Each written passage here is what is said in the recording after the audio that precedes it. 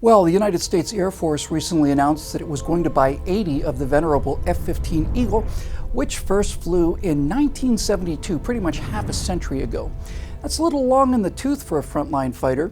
The Army still uses the M1 Abrams, which turns 40 this year, which means that a new recruit will be fighting in a tank not that his father fought in, but one that his grandfather went to war in. And the Navy, with 280 ships more or less, has to meet the same deployment rates as it did back in the 80s when it had 600 active duty vessels. Now combine this with an aggressive and largely rebuilt Russian military, and especially the phenomenal expansion of the Chinese military capability, and it starts to look like the US military is an aging, hollow ghost of its former self. But it ain't. The US military is perfecting in a way that no one else is doing or who even can do. They're perfecting the warfare of the future. Now that future is called multi-domain operations. For most of history, conflict has been a one-domain affair, that domain being the land. Countless empires have risen and fallen on the powers of their armies. The second domain is the sea. Now, one of the earliest examples of multi-domain operations came with the Romans in the First Punic War against the Carthaginians. Carthage, primarily a trading empire, had a far better navy than Rome, whose strength had always been with its dreaded legions. But instead of fighting where they were weak, ship-to-ship naval engagements, the Romans invented something called the corvus, or the crow. Pretty simple, really. It's just a hook-nosed boarding ramp that could be lowered from the bow. The second-rate Roman navy simply sailed up to the Carthaginian ships, lowered the crow, and let their unbeatable army win the fight at sea. The third domain is the air. In the early days of World War II, Hitler's Wehrmacht and Luftwaffe combined land and air into a multi-domain operation called Blitzkrieg, Lightning War, winning stunning, swift victories over Poland and France, but that was still a two-domain fight, land and air. Three-domain fighting was perfected by the United States in the Pacific, where naval transports put ashore large numbers of warriors, soldiers, supported by naval bombardment from battleships and air support from aircraft carriers. The Japanese never got the hang of defending against that kind of deadly, overwhelming three-domain style of fighting. As a matter of fact, the Imperial Japanese Navy was as much as war with the Imperial Japanese Army as it was with the Allies, and the Chinese Navy, technically the People's Liberation Army's Navy, has got that exact same enormous handicap. Above the air lies the fourth domain, which is space. Now, so far, we've not fought any battles in space, but we've won several four-domain battles from space. Those precision-guided smart bombs that we could fly through a target window because of real-time satellite reconnaissance and communications, and later, the weapons that would fly themselves directly to any point on the planet were all made possible by a position fix provided by GPS. That's America's Global Positioning System, which was actually designed to do precisely that, put ordnance on a target. The ability to find the nearest Starbucks was just a grande or maybe even a vente side effect. There is a domain beyond space, and that is cyber. Controlling cyber, information, computers, and so on. Controlling the cyber domain explains why the USAF just purchased 80 jets whose design will be 50 years old when delivered in the early 2020s.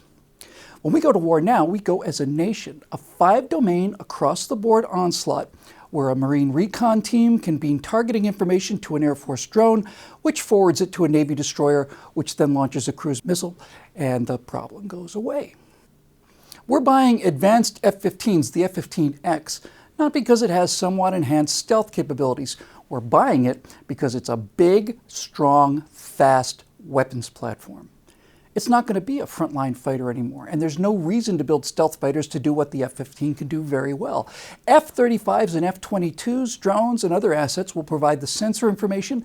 AWACS and JSTARS, well out of harm's way, will set target priorities and assign platforms, and the magnificent F-15, whose air-to-air combat record stands at 108 victories against 0 losses, is now reduced to essentially a flying arsenal, launching air-to-air missiles at targets designated by invisible F-35s and F-22s, and/or dropping bombs guided by a Marine Corps drone or an Army platoon or a Navy SEAL team.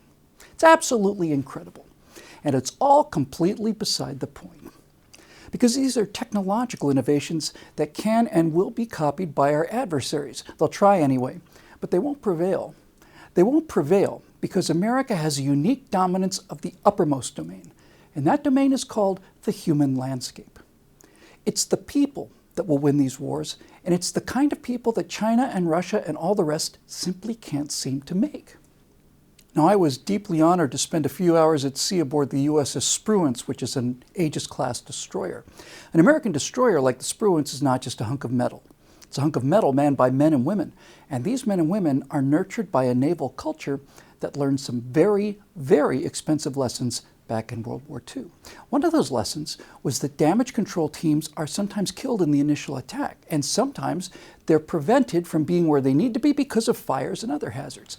That's why in our Navy, every sailor is a damage control specialist, every cook, every medic, every helicopter pilot, all of them train and then train some more to put out fires, contain flooding, and all the rest. Now, the executive officer on the Spruance told me that the Chinese could not get this at all. They simply couldn't process it. To the Chinese military mind, damage control is the responsibility of specialized damage control teams. The human landscape on an American destroyer is very different from that on a Chinese one, very different. We believe in our people, and they believe in each other. A private in the U.S. Army can call in an airstrike by B-2 bombers that cost $1 billion apiece. That kind of real-time initiative is inconceivable to the Russian or Chinese military mindset. I knew we were in very, very good shape when I heard a lieutenant general, that's a 3-star, casually chatting about how we train our people to thrive in chaos. Not survive it, not manage it, thrive in it. Because while war is hell, hell is chaotic. Prior to our flight out to the destroyer, I got a tour of the sprawling San Diego Naval Base in the company of a 3-star admiral in the admiral's launch. It's a small wooden vessel with kind of a distinctive paint job and an even more distinctive flag with 3 stars on it. Now, as we passed 2 destroyers and an enormous LPD, every single sailor on deck had to report to the rail and stand and salute until our little launch had passed. Needless to say, it took very little imagination on my part to imagine no admiral standing there at all. Now, 2 young African-American women were stewards aboard the launch that day. When the admiral arrived, and before he spoke to any of us, I watched him return their salute, shake their hands, remember their names, ask about progress on things since they'd last spoken, and also made sure that they didn't need anything. Now, that was not some show to impress internet yo-yo Bill Whittle. That wasn't just talk about the human landscape, that was the actual cultivation of it. Such a casual and friendly encounter between the top and the bottom of the Naval Command Pyramid is inconceivable anywhere else in the world.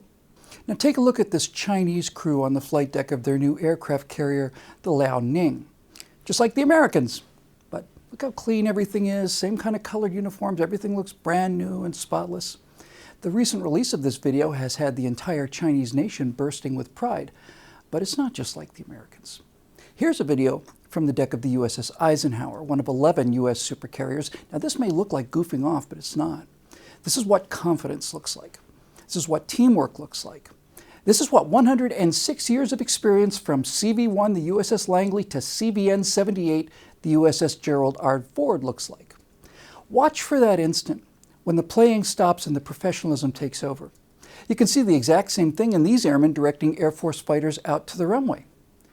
You're looking at enlisted men goofing around not behind the backs of their officers up in the jets, but in front of them and for them.